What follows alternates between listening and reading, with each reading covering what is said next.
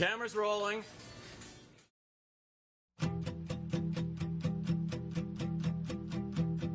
Baby, I'm too young to know any better, but I guess I'm just too old to care.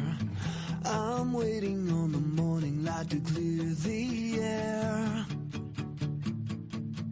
Now the sky is hung with regret, letting go that you made black.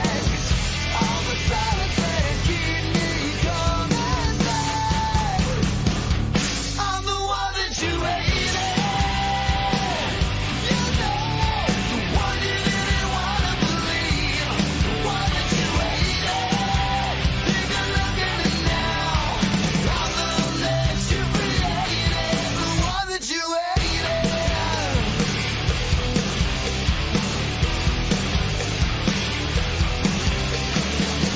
Mother Baker said, bury your secrets. And your gold and souls are black. All I gotta say to that one is, Yeah, baby. You know it's going to be a good morning when I went and stopped off at Wawa to get some coffee. I mean, it's about to go down tonight. got the Wawa. All right. Yeah. All right. Well, hello and welcome to The Big Show, hosted by me, Jimmy Smith. Alongside of me is my co-host and color commentator, Dwayne Ward. The Big Show is a podcast where we discuss modern day issues like men's health, masculinity, the hard truth about dating, and what makes a man a man. So let's go ahead and get this show started. Dwayne, good morning. How are you doing? I am fantastic, man. How are you? Hey, we've got a really good show today. I mean, I put lot of study. I put a lot of study into this week. I wanted to make sure that when I open my mouth, that there was some good stats, data, and statistics. I didn't want to do anything, anecdotal. I wanted to just kind of make it nice and down the line with real world stats. And some of this stuff is eye-opening. I know. So, well, actually, when I saw the thing today, for all the viewers out there, is why men are saying no to marriage. Again, we've been, sold a bill of goods over the last couple centuries. Men are, from the data that Jimmy's going to present, men are starting to wake up to this stuff, and it ain't pretty. Well, at least for the other gender, it's not too pretty. You guys are finally waking up.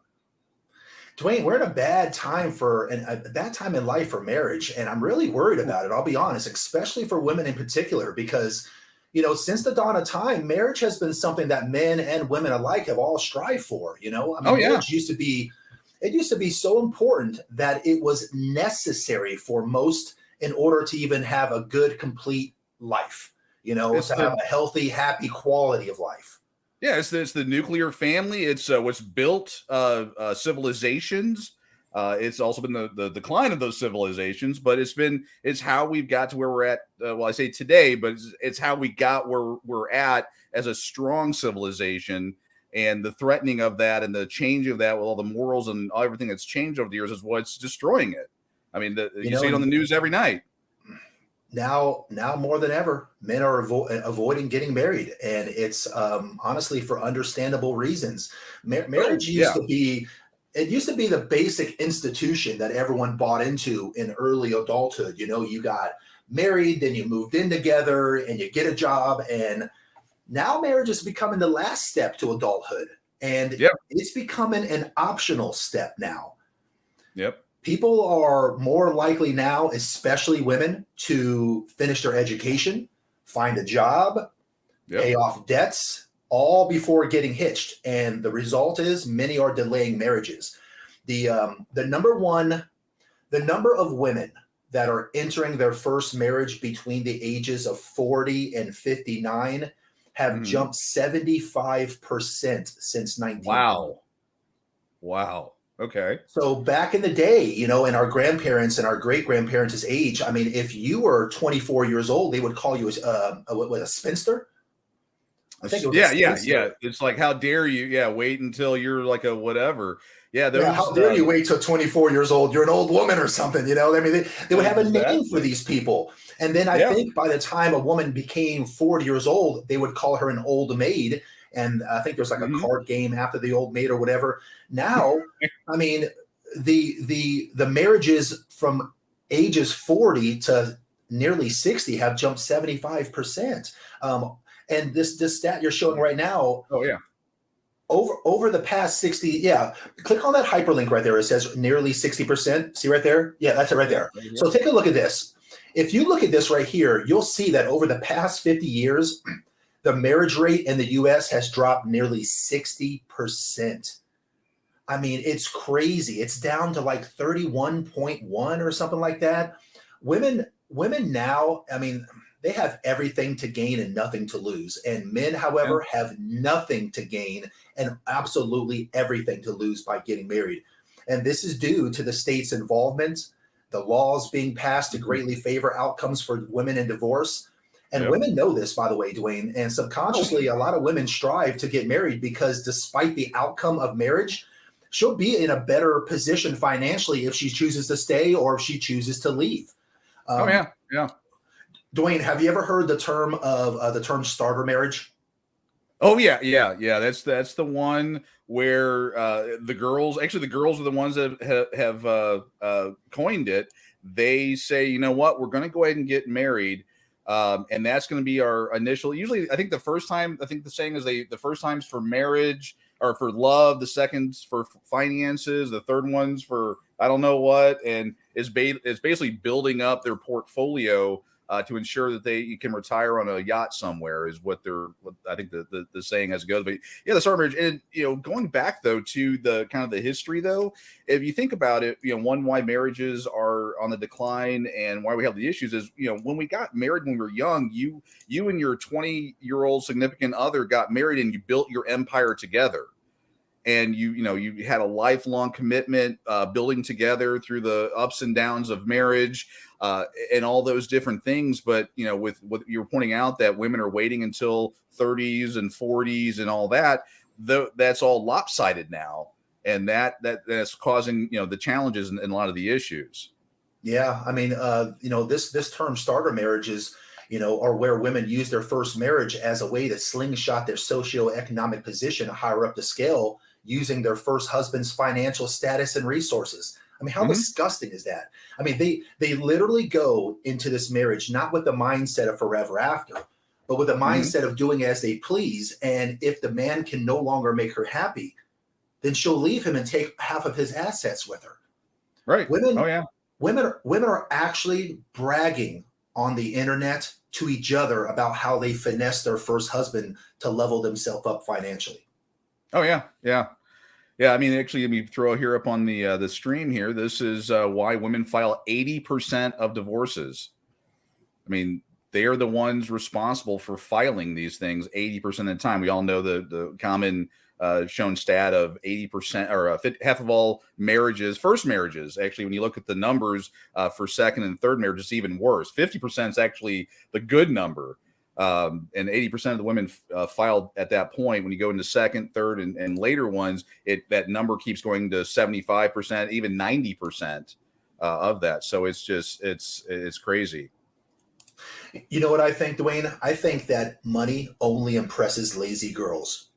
I think that when a woman works hard, a man with money is just a bonus, not a ladder to an upgrade. Only lazy girls are impressed with money. Yeah. Honestly, I mean, go ahead. I was going to say, if you ever wonder what caused all this, like why do you think we've seen the decline in the past 50 years or so? I'll tell you what I think. I think that I think that feminism has ruined marriage. Oh yeah, definitely. Actually, I made a video about that a few years ago. A nice little cartoon that talks through it. And really, marriage was a very rare thing up until about the late 1960s, when then Ronald Reagan was it? Oh boy, I'm trying to think what his role. Governor. There we go. Governor Ronald Reagan. Sorry, I'm getting old. Can't remember all this stuff. But Governor Ronald Reagan back in 1969 passed no-fault divorce. And what that did, and that along with the sexual revolution, the changing in morals and ethics, the third wave feminism, and I like to point that out, that it's third wave feminism, not first and even part of second. I mean, giving women the right to vote, giving women certain rights, those things made sense in the true equality, whatever. It's just when that third wave feminism kicked in, that was when they got to the we're better than men all the way around, but then we still use the laws to hurt men. But in 1969, Governor Ronald Reagan passed no-fault divorce, and of course, the rest of the country followed suit, and that started what I like to call the divorce revolution. So with all those different things, so all these women got divorced, and then they went, they don't need no man, blah, whatever those reasons were. Again, they initiate 80% of the divorces then and now, and at that point, they get away from their horrible husband for some reason, and then they go, okay, I can't make it on my own, and so they go on welfare. Well, what happened was the states, they were all on welfare, Section 8, food stamp, all those programs, and the states started going bankrupt. And so they screamed to the federal government, hey, we can't do this anymore. And the federal government said, okay, you know what, we'll help out. We will start putting programs in, offering incentives and repayments for when you establish paternity, when you start doing child support, things of that nature. And then that started that change. Well, the feds saw an opportunity. Again, we can get into all the history of how the Clintons really goofed stuff up. I mean, there was a lot of stuff there, but to summarize it all, the state started getting smart to that and saying to themselves, hey, we can actually make some good money off of this. And so over the years, they incentivized women to leave their husbands to collect child support, and then quite a bit of money to basically just live off the government and be lazy. And then you can have babies by multiple dads and still earn that child support money. And so women learned over the years, and they were actually pawns in all this, but they learned over the years that they could actually have a decent existence by pumping out kids and then suing the dad and making that money. And the state, of course, they're getting incentives and all that from the state. So they really, that's how this has all changed over the last few decades. There's actually a video on Pissed Off Parent, the site that I run, that talks to that quite a bit and gives a good history with links and all that. But yeah, that's the kind of the 50-year history of what's happened, and the damage to our children has been just unbelievable. You see, the marked increases in mental health problems in our children. You see it on the news every night. I mean, I probably don't even need to go through, all the shootings and all those different things, the mental health problems, and then, well, now we have the children of divorced parents going, why would I put myself through what my dad went through? And I can comfortably say dad, because 86% of the time, well, 80 to 90%, depends on the state that you're in, the woman gets primary custody of the children and then alienates the father. So that's a very comfortable statement I can make. But children today are going, why would I do this? It makes no sense. Yeah. And folks, if you guys haven't checked out Dwayne's podcast, it's called Pissed Off Parent. Please go over there and subscribe to it. He does a great job throughout the week. And what a handsome, charming guy he is. I mean, how can you not want to take a look at that podcast, right? I mean, come on. But when the feminist movement began in the 60s, the original concept was equality. And hell, I mean, I'm a feminist in its truest nature. I mean, feminism was originally about equal rights and equal opportunity. However, it's completely turned into something much different now, and it's something I no longer recognize or support. I mean, when our country rallied behind that movement, lawmakers put rights and laws into place, giving all women equal rights based on gender expression, gender identity, sex, sexuality, as understood through social theories and political activism.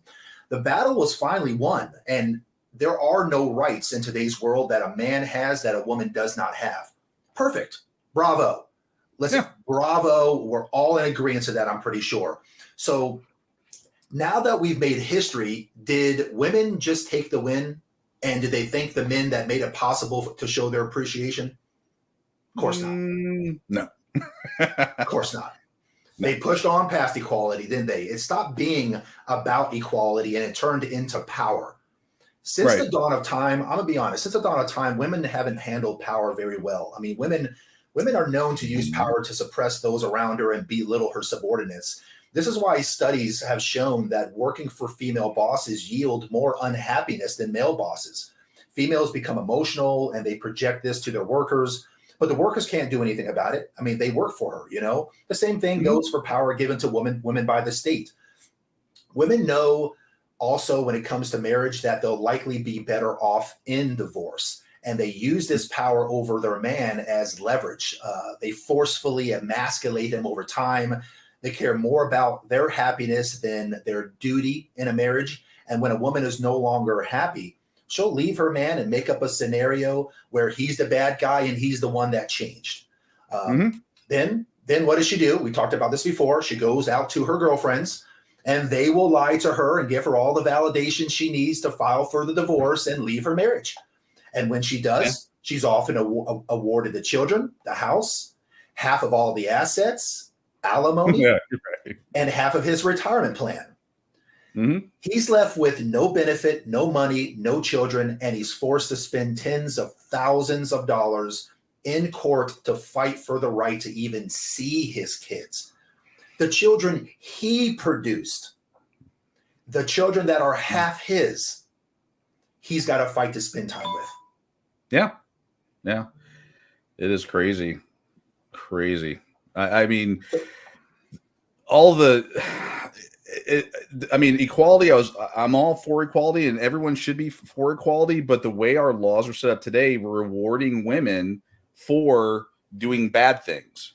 The breakup of the family. I mean, a woman can commit adultery, and I say this because I can list 20 examples off the top of my head of people I've talked with, but a woman can commit adultery, get divorced, and then get the kids, get the house, get everything, and then alienate the father and cause, and do that over the next, 18 plus years. I mean, they're rewarded for doing that. And unfortunately, women are more inclined to go, that's great. Because, men and women kind of handle breakups and issues differently.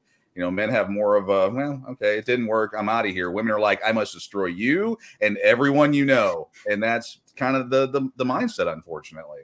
Yeah. Hey, folks, don't forget to like and support the page by liking the video and subscribing to the channel. Be sure to hit the bell, if you guys don't mind, next to the subscribe button so you're notified when Dad Talk Today goes live. So, Dwayne, there's an ugly, unspoken truth about marriage. And let me address it. I'm going to talk to the ladies, single ladies. All the single ladies. All the single ladies.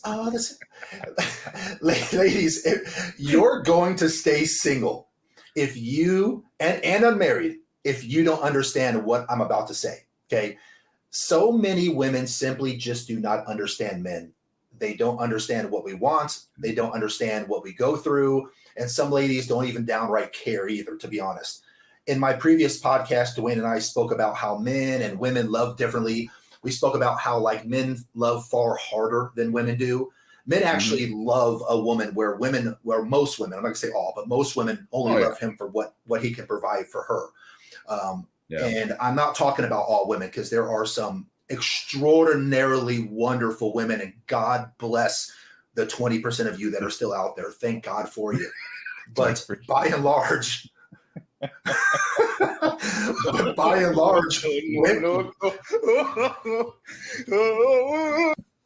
Sorry. But by and large, women love opportunistically. Men love idealistically. And Dwayne and I talked about this last week. If you guys didn't get a chance to see our podcast last week, I broke down the difference between what opportunistically minded women look like and idealistically minded men look like. So be sure to catch that out.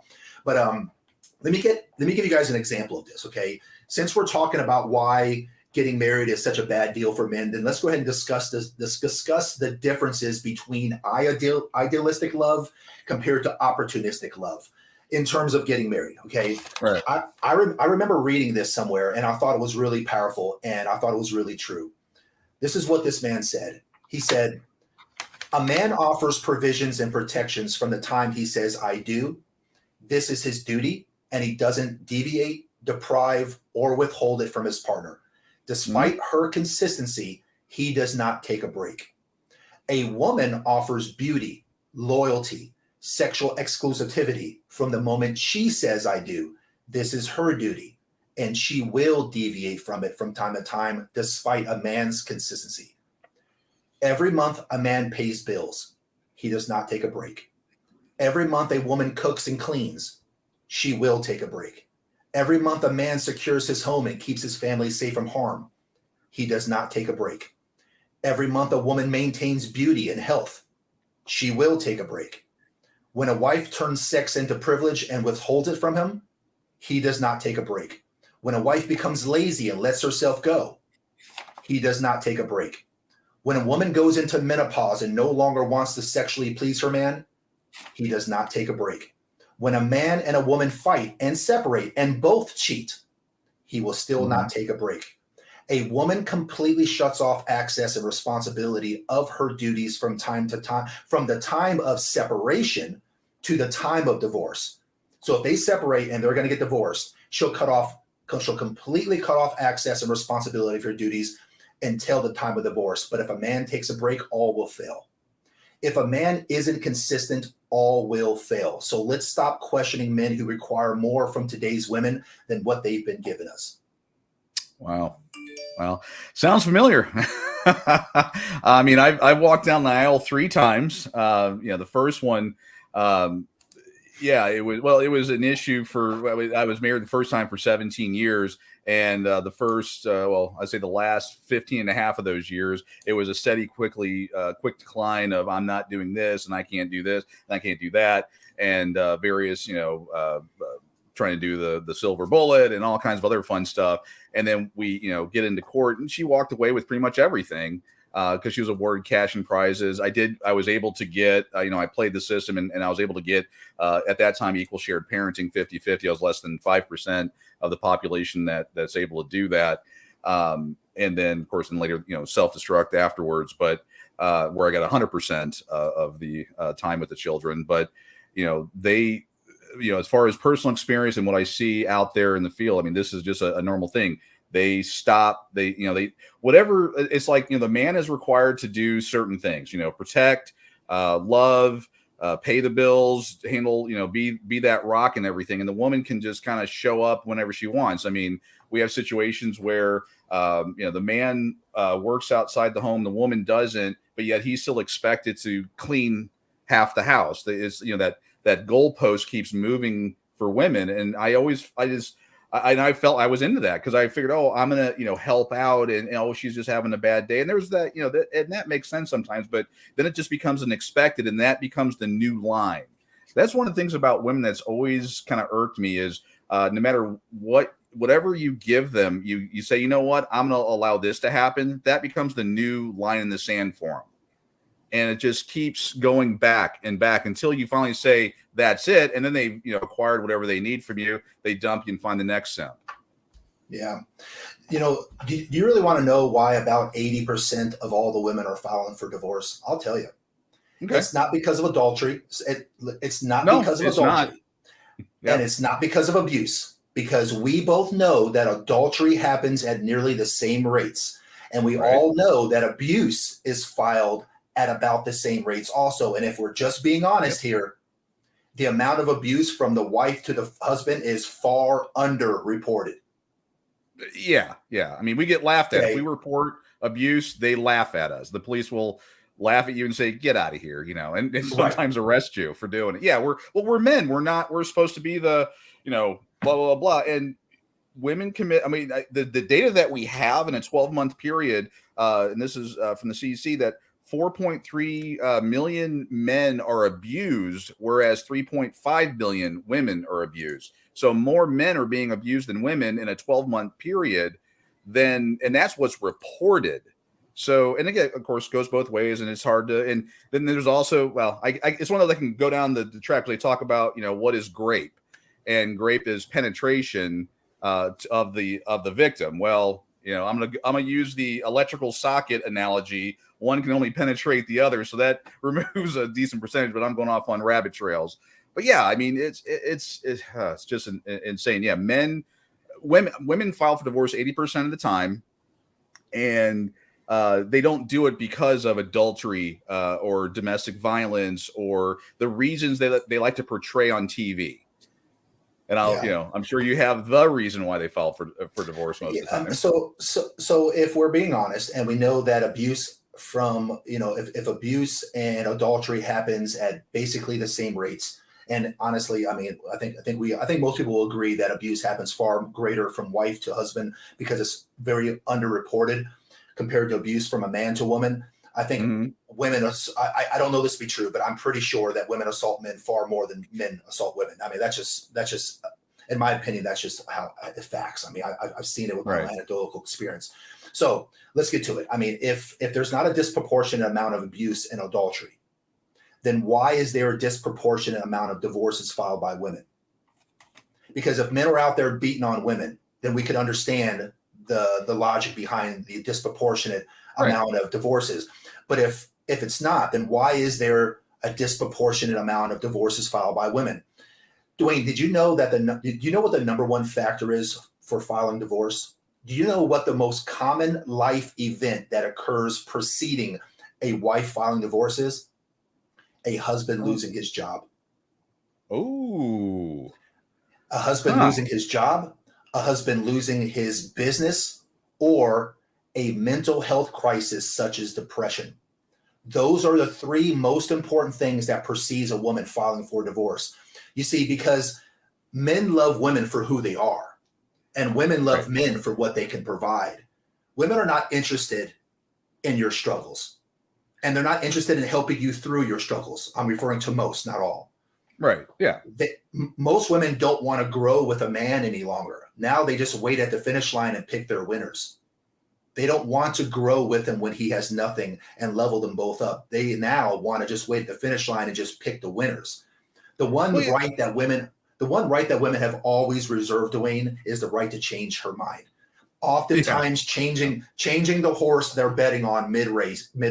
And that's why women are filing for 80% of the divorces. So, I mean, this is kind of straying off pretty far, and it's always kind of confused me, and I haven't really got a good answer. Why? So women will, on one side, I want a man that does this, this, and this, and this, and this. And of course, when you're asked, well, will you provide this, this, and this, and this? That's a whole other funny conversation. But why do they do that? They'll sit there and tell you, I want a traditional man. I wanted this. I wanted this. I wanted this. But then they don't want to be a traditional woman. Why? I mean, why is that from your experience? Yeah.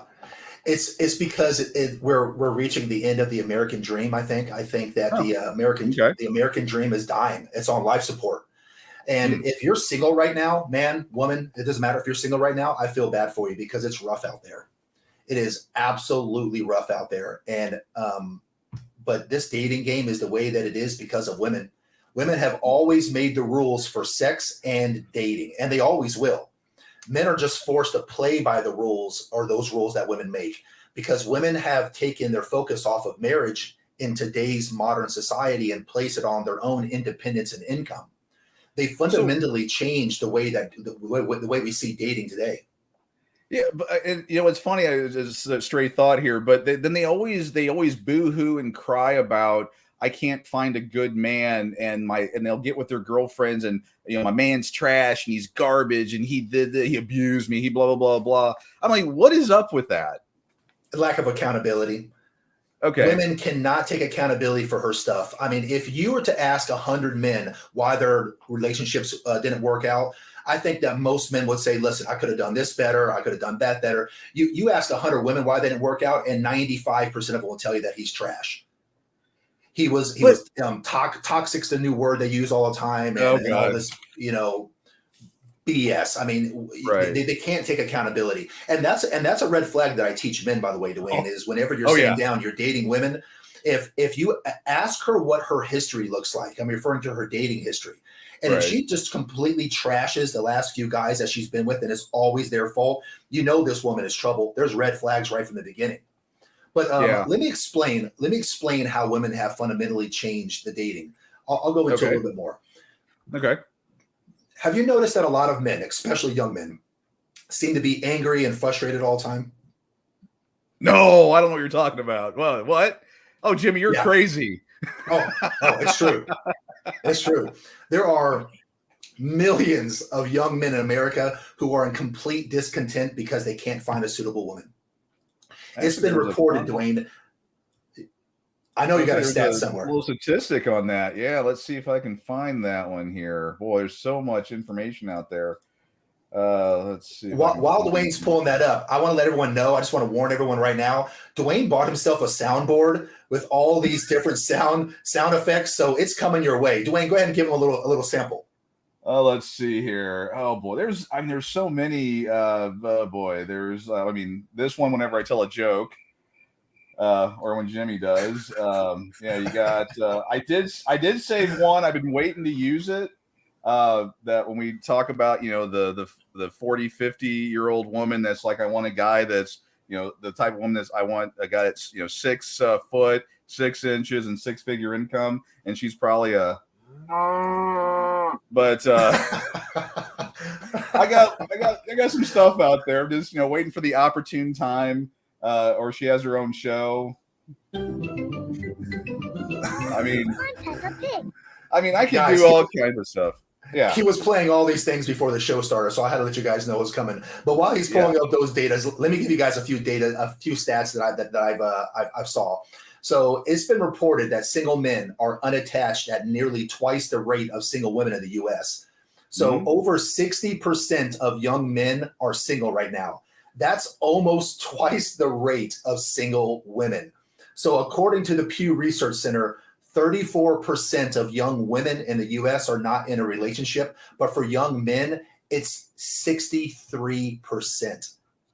6 out of 10 guys are single, and only roughly about 3 out of 10 women are single. So at first glance, these numbers may not make a whole lot of sense to you, but if you give us some thought, it becomes actually pretty clear. When women prioritize independence over interdependence, they spend their best years, which is their 20s, getting degrees and starting careers. Then in their 30s, they pick their heads up and realize that life is moving very quick, and they all of a sudden want to start families. Mm-hmm. They're so used to having no issues attracting men in their 20s that their arrogance fools them into thinking that they'll be able to attract a man. Their arrogance fools them into thinking that the ability to attract a man for sex is as easy as their ability to attract a man that will keep you for marriage. And it's not. Now you add in the hypergamous nature of women, and things start to go south real quick. Yeah, I mean, oh God, I keep I mean, with the hypergamous nature, these women are talking about how much they need money and all the different things that kind of keep them going, and that's all they're interested in. I mean, you had showed a few weeks ago the delusional calculator, and those figures and what percentages out there available for those women, and with their nature, they're always wanting to escalate or level up and all that. But it seems like all they're interested in women. They're not interested. It's like, it depends on the conversation. They'll say they want a good man, they wanted this, they wanted that, but when it comes right down to it, they want a guy that hits the 6s, the 3 6s. Yeah. And sometimes just 2. I mean, again, the size of a credit card is 3.5 inches, and the old joke about 3.5 inches will satisfy a woman. I'm like, woo, I got a chance. But Dwayne's in luck. Yeah, I'm in luck. Well, I throw that credit card out there, and then I hear, "Get in, loser. We're going shopping." I mean, that's what we hear. But it seems like that's kind of like all women are interested in, is they want money. They don't want to have a solid, hey, let's build our empire relationship. And I don't. Yeah. It just doesn't make any sense. So here's what happens. Here's what's going on. Women out there. I mean, some of these women out there are making $60,000 a year, $70,000 a year, $100,000 a year. And so they will all tell you that they want a man on their level. Well, what does on their level mean? When a woman tells you that she wants a man on her level, this is what she means. She wants a man who makes as much as she does, minimum. Right. And honestly, they want a man to make as much as she does plus 50%. So here's the problem. She's out there and she's making $100,000 a year, and she is not going to accept a man who makes less than $150,000 a year. Oh, I've got some bad news for you, ladies. I got some bad news for you. Men do not care about your education, and we do not care about how much money you make.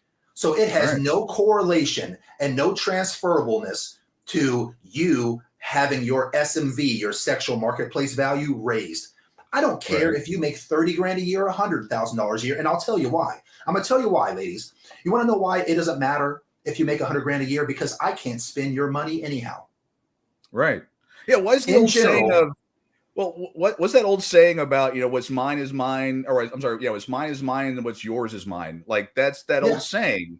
I've heard people say that, and I'm like, what? Equality? Yeah. What? Oh yeah, You want to have separate bank accounts? You want to do this? You want to do that? Well, then you spend your money, and I'll spend mine, and that's what it is. But no, they again, it's that line. I mean, I go back to that line. Everything, like they take their half from your half. I mean, it's 50-50. You know, here's the thing about football analogy. 50 you're on the 50-yard line. They go, well, I'm going to take my half, another 25% out of your side, so they actually get 75%, and then complain and whine about that you don't do enough for them. That's another thing too, is why is it's always got to be more. There's never it's never enough. It's like they're never happy. So in general, Dwayne, who funds most of the relationship, a man or a woman? In general, men. A man. Unless the woman, you got those ones they'll chase after the chads and the gangbangers and the guys that are complete losers because they want to find themselves or whatever. Just like Morgan says on the screen right now, it's because of status. They chase those guys right there because of status. Right. But if we all agree that a woman, if we all agree that a man generally funds the relationship, then why would men care about her money? Because we can't spend her money anyhow. Yeah. That's never why we don't care. 50-50. Yeah. And we don't get in. I mean, generally men don't get in relationships for, financial, like what can I get? What resources? Money is not the resource that we want from women. Getting down to it. We want companionship, love, sex. I mean, those things, her beauty, that's complimenting us. Yeah. That is why I say that men love women idealistically, because we love them for truly who they are, their personal infrastructure, the kind and caring type of woman that she can be, the nurturing and common woman that she provides. We don't care about them opportunistically. Women care about us opportunistically. That's why they want our status and our money and our resources and our social network and our socioeconomic position. That's why they want that. So we are not the same. That's why men take it far harder in breakups than women do, because we honestly love them for real. And there's a dying breed of good women out there who actually do love men for real. And those are the women that men need to be going after. So and the women the men that do that, not all men or not all women, that I would argue is a red flag. When people say that, when a woman says, well, if they're saying it's all the time, well, it's not all women, it's not all women. I would look at that woman as a huge red flag, because that's their mindset. They're like, oh no. I don't know if you've experienced that same thing. It's just one of the things that bugs me every time. A man puts data out or says something like what you've said. They'll say, well, it's not all women. Yeah, we all know it's not all women. We know it's not all men. It's generalities, and men can understand those generalities a hell of a lot better than it seems like women can. And if men can't, then you're kind of a woman. But when we talk about this stuff, we're not saying all 3.5 billion women on the planet. There is, you said 20%. I commend you on your high percentage, but of the good women out there. But the ones that say it's not all women, no matter what you say, those are huge red flags from what I've seen. I don't know about your experience. Yeah. No, you're absolutely right. Those are definitely red flags. So there was actually one study done, Dwayne, that found that employment was one of the most important factors for women when evaluating a potential partner. I mean, women they're extremely hesitant to even get involved with someone that makes less money than they do. This is researched multiple times. So women now. So here's the problem. The problem now is that women earn almost 60% of all the bachelor's degrees. That has become a major problem for women. So in order to find someone on their level, they're turning to older men, because men don't hit their financial stride until they reach their ages of like 45 and up. Right. So, men are just not making $100,000 a year in their 20s and their 30s. And if they do, it's extremely rare. So what women have done is they're all looking for the top income earners of men, the top 10 and 15%. He's got to be tall, he's got to be good looking, he's got to have no kids, and financially and emotionally stable, he's got to be charming, he's got to be be great in bed and all these things. Look, I mean, if some of you women don't even realize it, you're now looking for the top 1% of men. You're looking for the top 1%. And if you do find him, you can't get him to commit to you and marry you. You're left, and that's going to leave you wondering where all the good men are at. Where's all the good men are at? Look, I mean, you don't even know what you've done to yourself. And that's the issue I'm having right now in the dating market, is that they've created this mess and they don't even realize what they've done to themselves. Oh, it's just crazy. How so? I don't know. I'm just there's just so much to unpack with that. So women are looking for the top 1% of men out there. I mean, so those men. I mean, how's that? I mean, those men that are in that top 1%. What are they thinking? Like, Yeah, what are they they're doing? thinking? They're thinking life is good, buddy. They're thinking life is good because they're high income earners, and 99% of all the women are looking for the same top 1% of man. And that's why they're having a hard time finding, women are having a hard time finding guys that will actually settle down to be with them.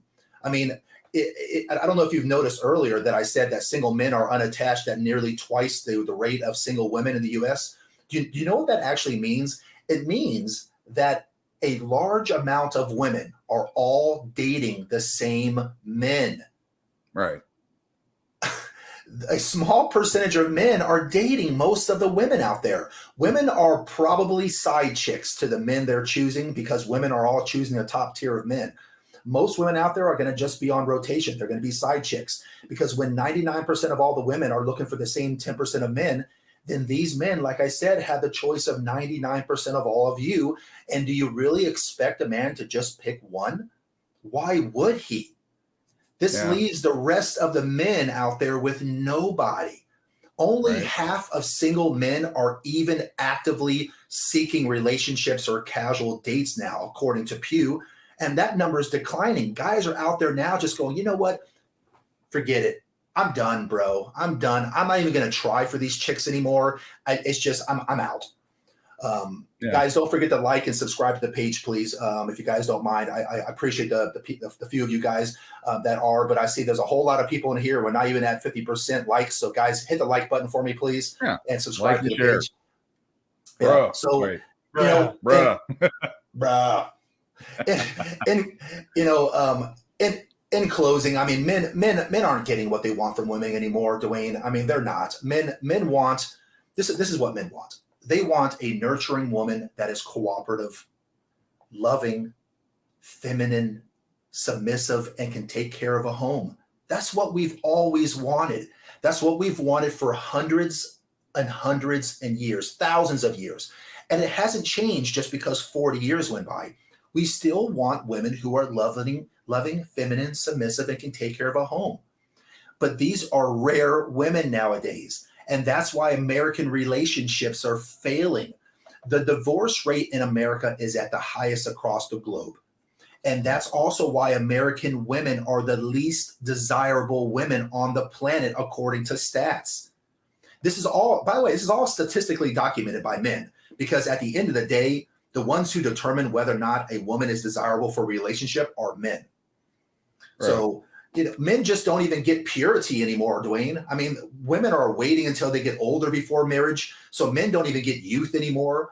Women are more masculine than ever before. So men don't even get femininity. And a lot of times she already has a kid. So men are already having to take on the responsibility of raising another man's child in a lot of situations. So what does he get out of that? I mean, she can leave and take half, and she can take his kids, and a lot of times she's actually paid to take his kids. What was that stat that you put up? This is the national divorce stats on all 50 states. I have other data out there that talks about the average cost of divorce.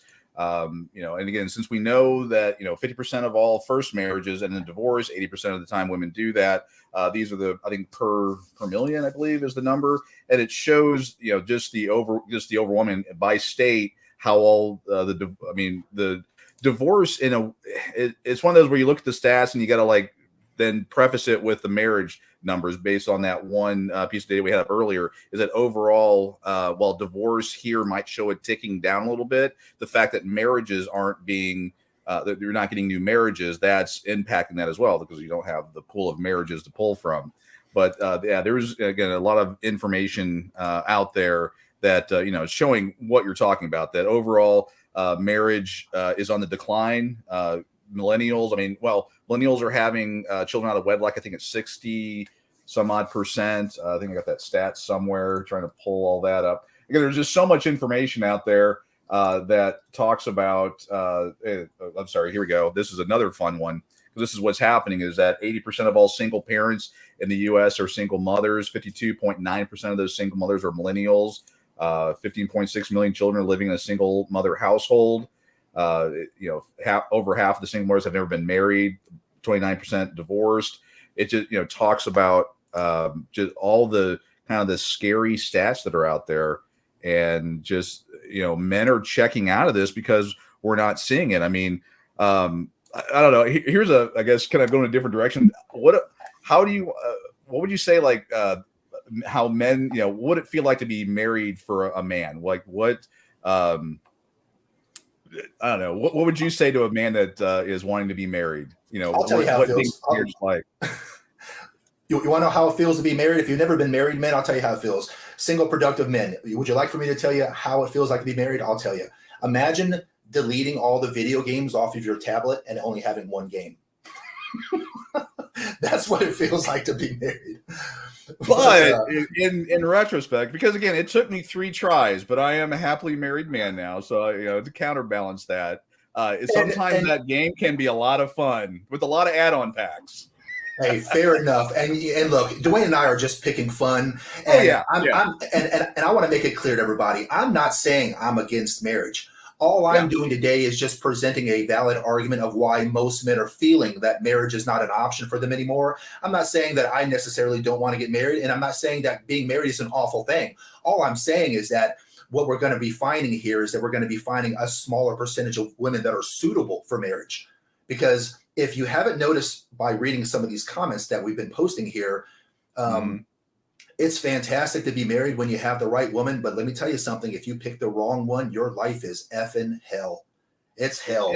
And you're going to give up a lot of things you work very hard for, and it's going to break your heart. Yeah. I mean, I equated out. I mean, you think about the 6-shooter, the revolver, and you look at the percentages in playing Russian roulette, 5 of those 6 chambers are filled. That is not a game in today's society that men want to play. I mean, you have a 50% of the time of those guys that walk down the aisle, they have a half, and it's more than that. And that's even if they stay married, because you talk to men and they're not really big on change. They're like, things are okay. I'm going to stick it out. I made vows, all that. Whereas women are like, I want to do this. I want to change this. I want to, they're continual arguing and fighting and just all those things. Men are, we're more content with marriage. But I'm going to be having a little chat later. Oh, let's see here. Where's that one here? In case you guys don't know, that was Dwayne's wife, Brandy. And Brandy said, and I quote, "Oh, hold on, that's Mario. There it is, right here. Boom." She's like, "Wow, someone's going to get talking to you later on." Yeah. But there's just little advantage in America for men to get married in today's world. I mean, if the marriage goes wrong, she'll listen. If the marriage goes wrong, she'll have emotional heartbreak. Fine. Right. But if the marriage goes wrong, he has emotional heartbreak. Plus, everything he's ever worked for gets taken from him: his money, his house, his children, his 401k, his assets, and he's still got to write a check to that woman for the rest of her life. So when women make these rules and unfair laws, all they do is scare men away from marriage and commitment. I mean, in today's world, a man can just spend a bit of a time on a dating app and sleep with multiple women. But if he decides to settle down and marry one of these women, he gets absolutely wrecked. Well, what the hell do you think men are going to do? I mean, we're logical creatures. 1 + 1 always equals 2 in our eyes. But it's the whole thing. I mean, with marriage, it's like, this is why men are checking out of marriage. They've watched their parents, they've watched what's happened to their dads. They see, just all the strife and all those arguments. there's just not a lot of good marriages, a lot of good examples out there for people to look at. And again, when you raise your children in that environment, who do they have to look up to be in a good marriage? And then they grow up, and that's what we're seeing today in all this data, the millennials, the Gen Zs, and all those things. And men, I mean, now we know these things. We know that, hey, if I get married, I've got, a chance that they know that, okay, if she commits adultery, she's still going to get the house. There's lifetime alimony. I mean, in Florida, actually, where you're at, there's lifetime alimony that doesn't matter why the woman gets divorced, she will get a check for the rest of her life. Doesn't matter what. And the governor, actually both governors, Slick Rick and DeSantis, have both vetoed the cancellation of lifetime alimony. So, the power of VAWA and all. I mean, there's a lot of rabbit trails there, but it's just not a good thing. I mean, when a woman, when she walks down the aisle and gets that ring and everything, and she's like, I can do whatever I want. And Comes the money. Here we And go. then- Money talk. and that's how that works. I mean, sorry, I had to throw that one in there, but I Was found that that Shane one and had to McMahon's hit intro it. music? Do what? Was that Shane McMahon's intro music from wrestling? Maybe I didn't know I was getting. Is that it? Okay, I did. I saw. Here comes the money. And I'm like, I'm gonna try that one. It's good stuff. But again, why are men incentivized to get married? I tell you what, there's not a lot. Yeah, and I can tell you right now how to fix this problem. Want me to tell you how to fix it? Okay, hit it. I'm gonna tell you in my infinite wisdom. All right, get your pen and paper out, boys and girls. This is how we fix this problem, okay? If women just went back to the days where you required men to marry you before having sex, what do you think men will do? What? Oh, let's see. They'd marry you. That's what they would do. Do we have a good sound effect for this? I was doing the internet thing, which probably most of the viewers would have no idea what that is. Yeah. I got. You got to be 40 years old to know what that sound is. Exactly. Yeah, they're probably like, "What is that noise?" I don't know. But if women would just go back to the days where they required men to marry them before they had sex, men would marry you. Period. But in the Old English, that's called chaste. Right. CHASTE. That in the Old English. But here's the issue. Here's who's ruined this. Promiscuous women and the court system have made marriage into an unfair deal for men. Ladies, if you don't like this future, then fix it, because you guys are the only ones who control the rules to dating. You've made it this way, and you can change it back to making sure that it's a decent deal for men. Let me tell you something. Out of all the research I've done this week, Dwayne, this is the one I'm about to share with you guys right now is the most alarming one, and okay. It's not good.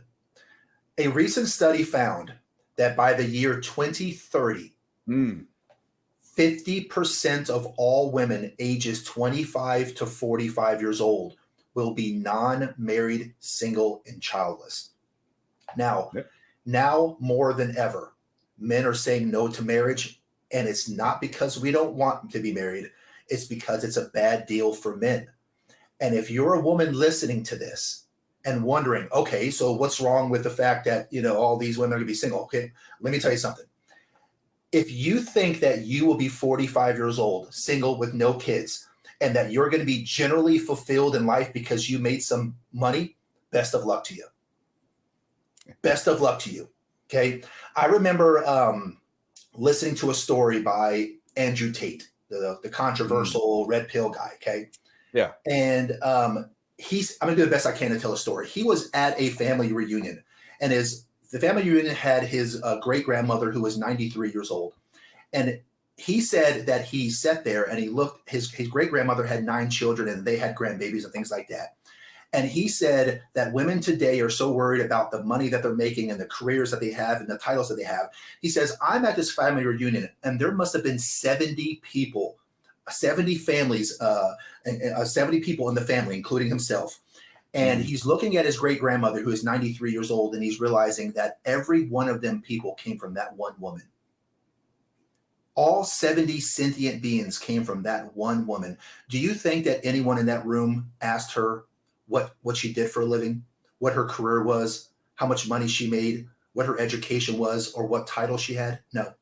Because at the end of the day, all that people care about is true happiness and love. No one cares, ladies.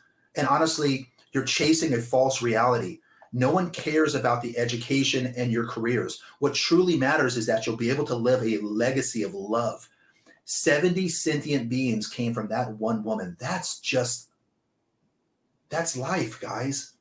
Yeah. I don't want to see my female friends chase the dollar and brag about independence because when you're in your 50s and you don't have any kids and you don't have any grandbabies and all you have is that Louis Vuitton bag, I promise you this, you're not going to be fulfilled. You're not going to be happy. Yeah. Yeah. Stuff isn't going to do it. Having, family and friend. I mean, having a family is so important. And actually, when you were talking, of course, my warped brain went to a joke from that where there was a family reunion, 70 people sitting around, and they looked over at the grandmother and they're like, "Why are you laughing?" And she's like, "We're all here because I had sex." So, I mean, but okay. All right, I'm getting, let's see here. Where's the, oh, God. Okay. Right. Another sound effect. Yeah, there we go. Getting crickets. Okay. I try. These are dad jokes. This is the best I can do at times. But no, I mean, you're right. When women hit the wall, and go Google what the wall is. I mean, it's women over a certain age. And because again, as they get older, that thing that made them so popular when they're in their 20s, I mean, that's one of the things that they do bring is beauty and youth and all that.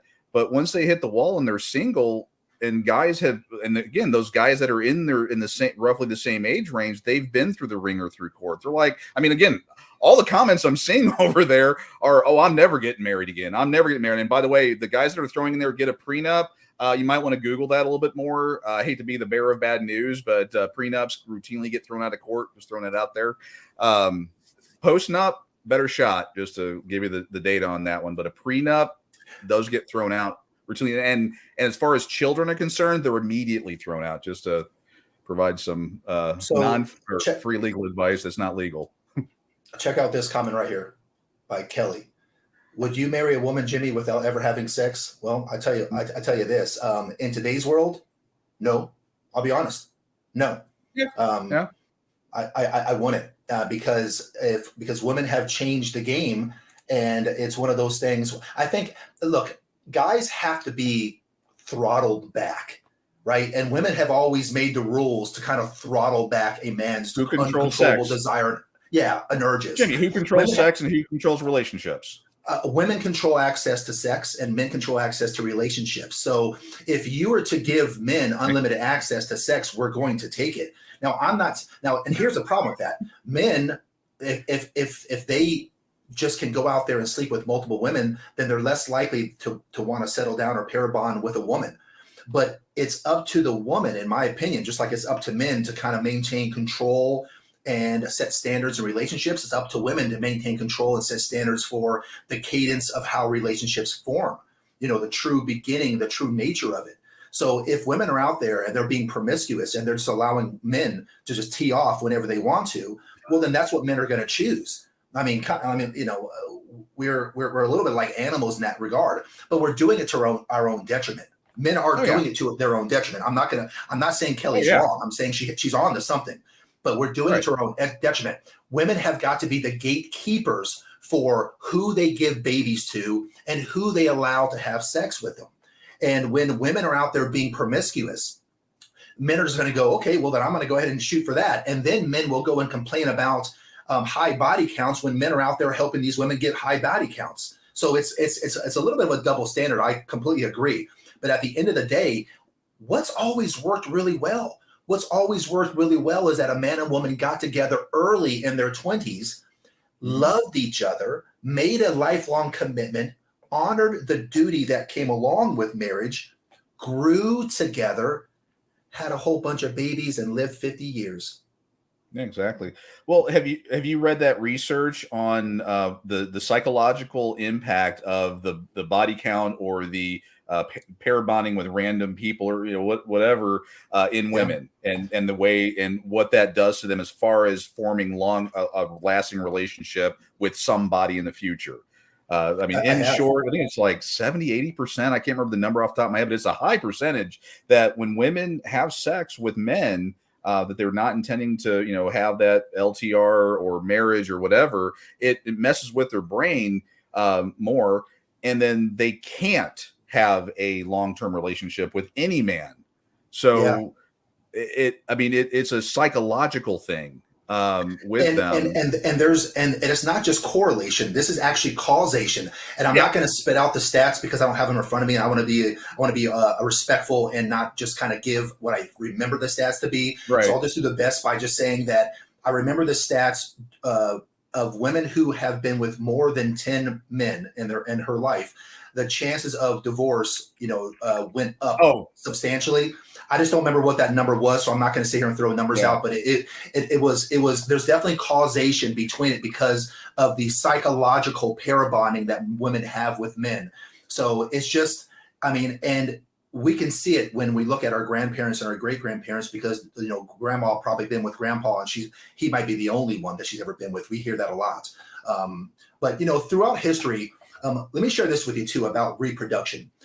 So throughout history, men have by and large not reproduced that much. Only about 40% of men historically compared to about 80 to 90% of females have actually historically reproduced. Only 4 out of 10 when you look on the average.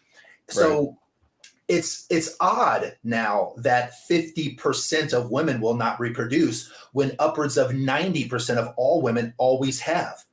So by the year 2030, when we say that it's going to only be 50%, that's really odd. So what do you think this will mean for relationships moving forward? Well, as women continue to raise their standards, it just means that women will be sharing the same men. So again, I said it 3 times already. If these men can have all these women, then why would they want to settle down with one when they can just have them all? I listened, Dwayne, to a conversation that a woman had recently. And she said that men in their 30s, she was complaining that men in their 30s and their 40s still don't know what they want. And the guy told her, it's not that men don't know what they want. It's not about that. It's more about how these men are sitting back and reflecting on whether or not it's even worth getting married in the first place. He says, does it benefit me or does it not benefit me to get married? That's what men, that's how we think, ladies. We think about cause and effect. Men are cost benefit calculators. If we do this, what's our return on investment? It's simple as that. We logically think about these things. So it's like, is there a benefit or is there not a benefit to getting married? And a lot of times it's actually worse to get married. It's a huge risk.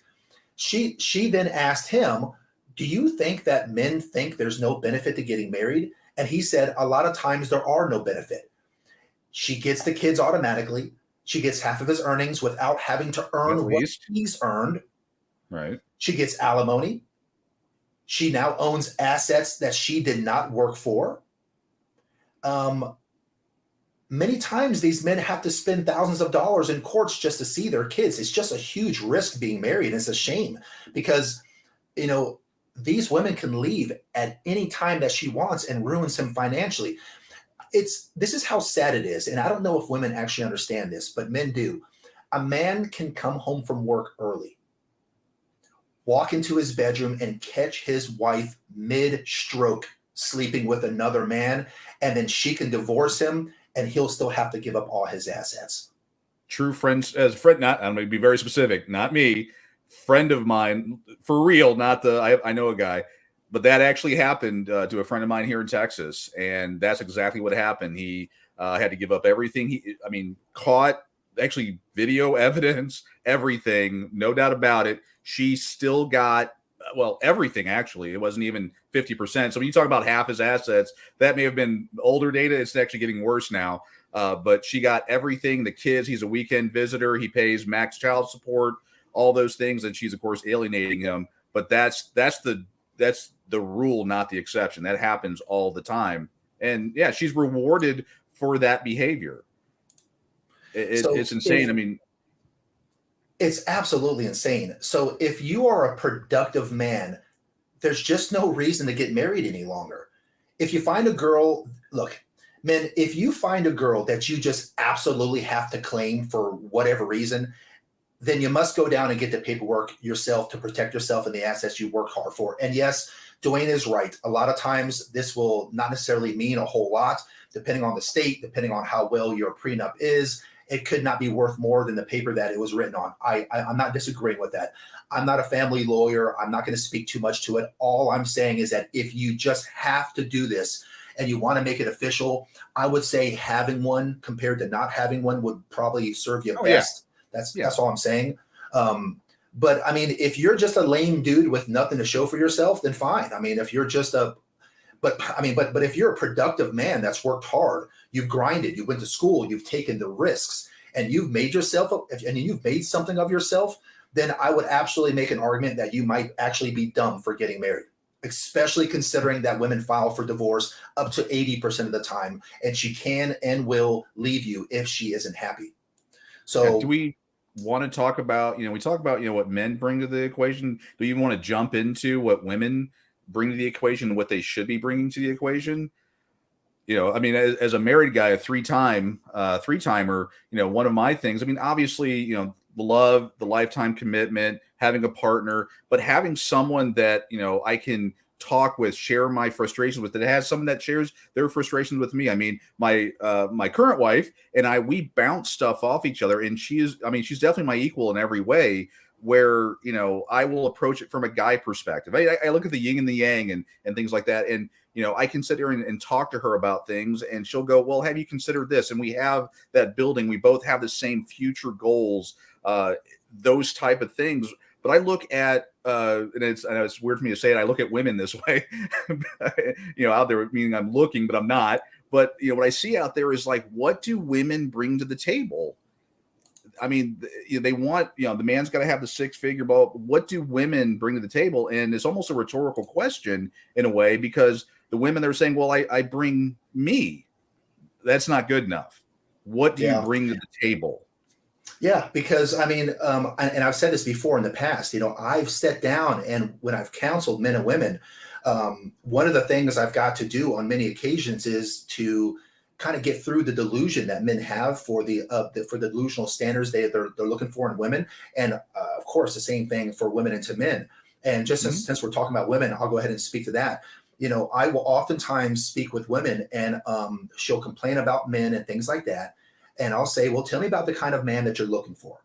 Okay, so what is it that you want? And do you want to be married? Yes. Do you want to have kids? Yes. So then obviously if you want to have kids, then I assume that you want to be married when you have kids, because you don't want to have them out of wedlock. Correct. I want to be married. Fine. So tell me about the kind of man that you want then. And Dwayne, the women are just extremely quick to tell you about the laundry list of things that he's got to have.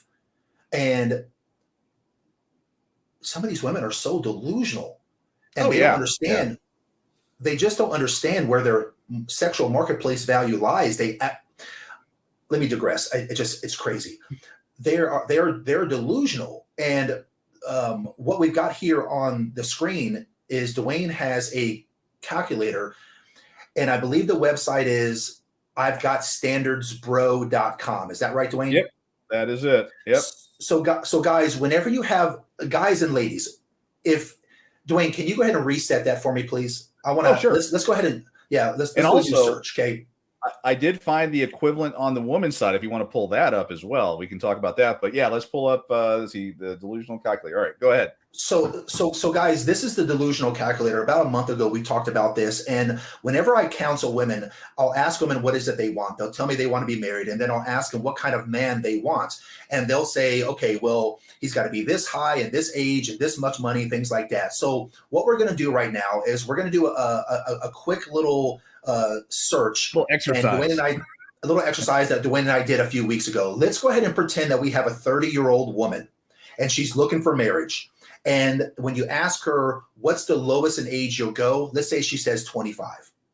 And then when you ask her what the highest age she'll go, let's say she says 55. So we've got a 20-year spread in what she would allow her potential suitor to be.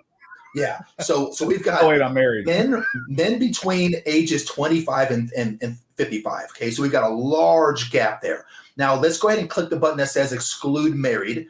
Okay. It's right under the age. And we have that because if she wants to be married, she obviously cannot marry a man who's already married.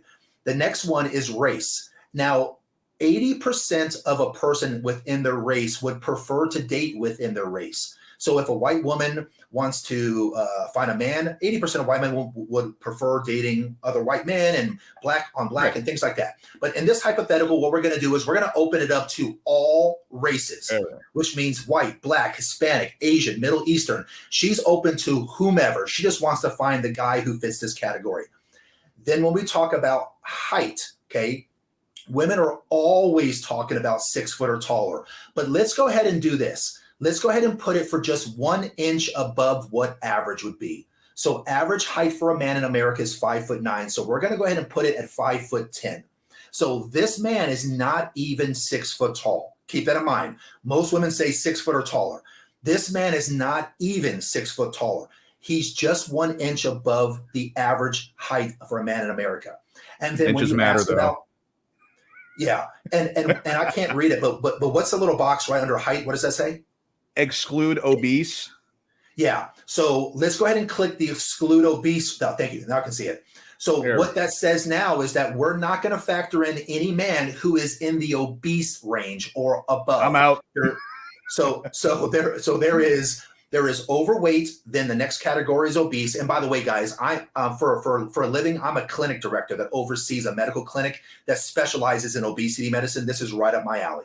So on a BMI scale from 25 to 30, you're considered overweight. From 30 to 40, you're obese. From 40 to 50, that's morbid obesity. And from 50 above is the final column of super morbid obesity.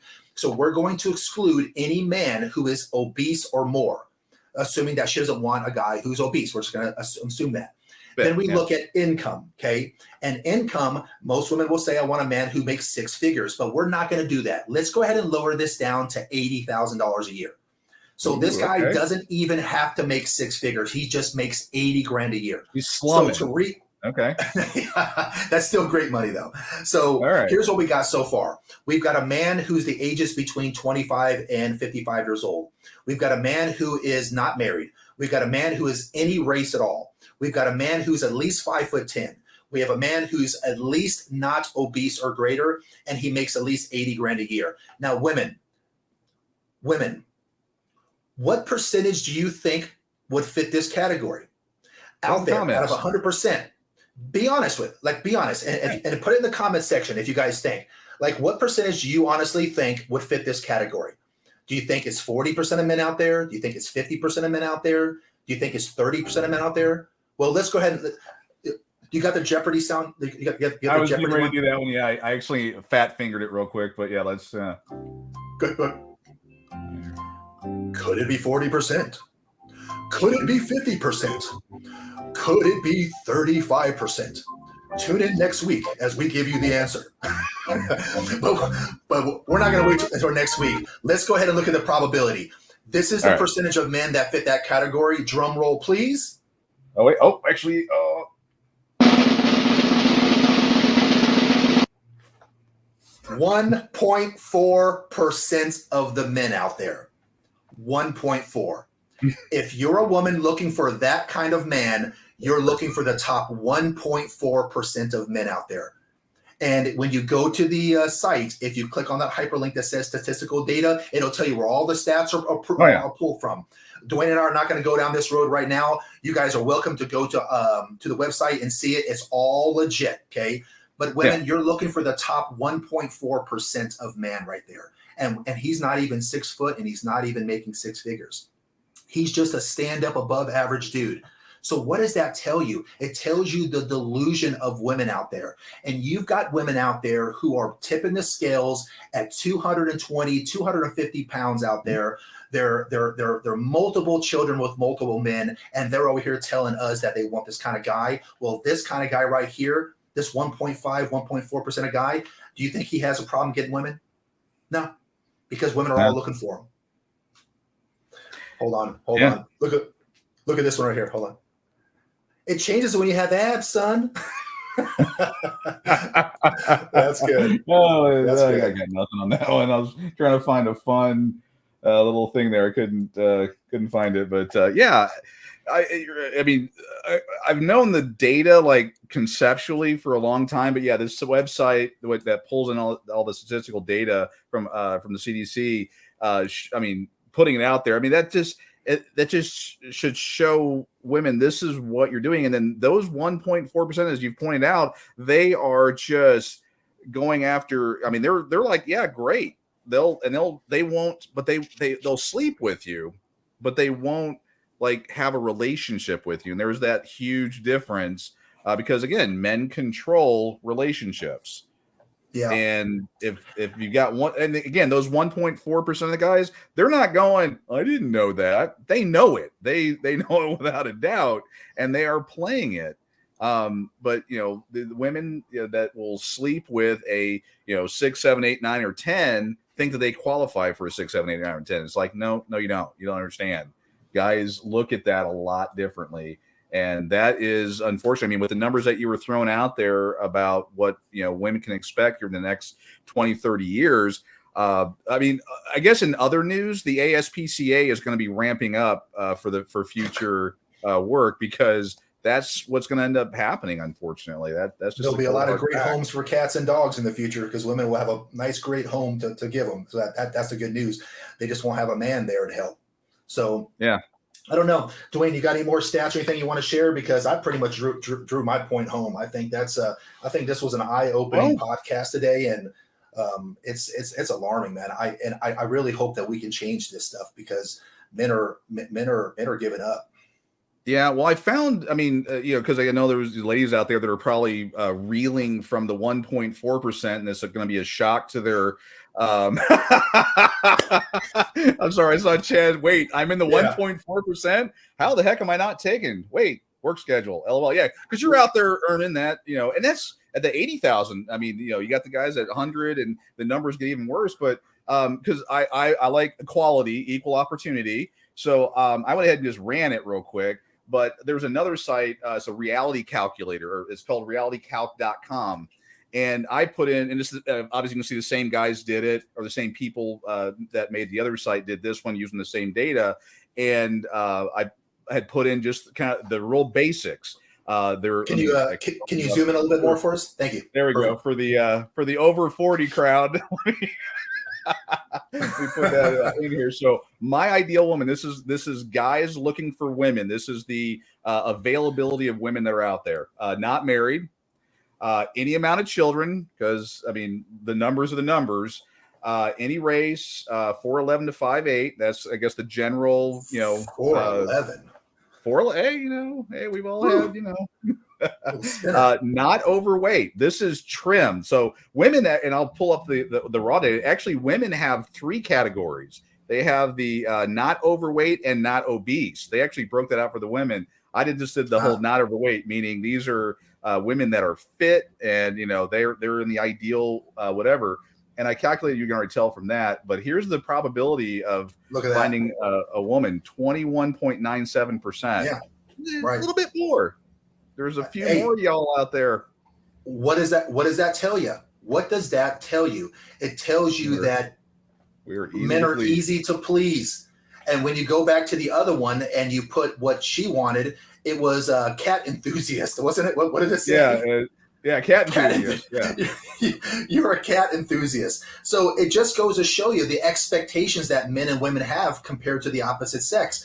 Men are just looking for women that are pretty and fit, and we are look, you don't have to like jump through hoops to make us happy. 2 out of 10 will suffice for us compared to 1.4% out of 10 will suffice for ladies, and we'd even use the parameters that a lot of ladies tell us, the 6 foot 6 figures thing, because it gets way worse when you put 6 foot 6 figures in there. And the money one. Yeah. Sorry, when I put I was messing around with this calculator trying to get numbers, and when you put in the woman makes money, has her own money. That percentage goes way down, which means that a lot of women are just, not employed, not making any money. and all that. This is actually, I think this was the one where I'm sorry. This is the any income. So yeah, that the numbers are something else, but it's a fun calculator just to kind of give you an idea of what's out there.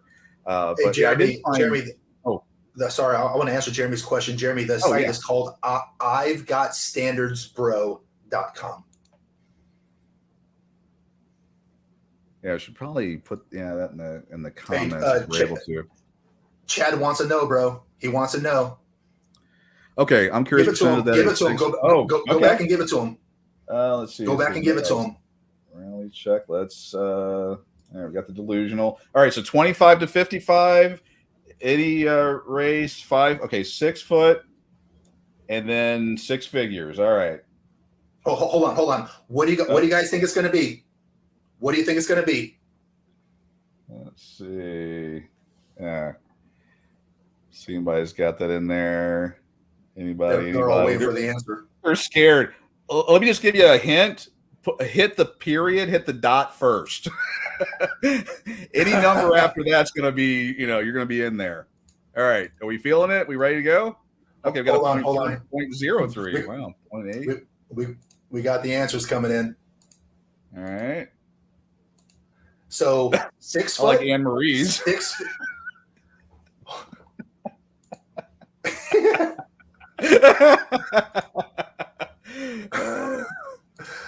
6 foot, 6 figures. Drum roll. Ready? Give us the sound effects. All right. Wait. I lost the drum roll. I think it's on my other. Come on. Page screen. No. Get your fat fingers on them. I know my fat fingers. It's like I did the. Oh boy. That's one. Oh, there we go.